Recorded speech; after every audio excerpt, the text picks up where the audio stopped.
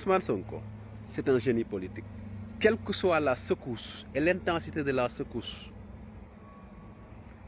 il gagne le combat. Et ça se voit à travers ni mu gérer temps yi waa Benno Bokk Yaakaar bàyyi na leen ñu wax tërër yi ba këppatal leen indi leen assemblée nationale. tey nag ñoom ci seen bopp ñoo nar a def face à leur destin.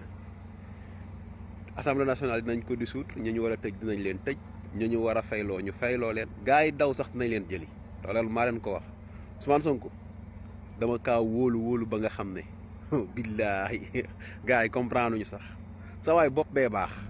gis nga dalay may ay angle d'attaque nga foog na yow luy ay angle d'attaque la fekk xoolal booy def ko blindé gis nga boo mbëkkee foofa day nga gars yëpp foogoon nañ ne fan yi Ousmane Sonko pare na dañ koy def motion de censure li Bassirou Diomaye Faye bëgg ci conseil économique social ak beneen chambre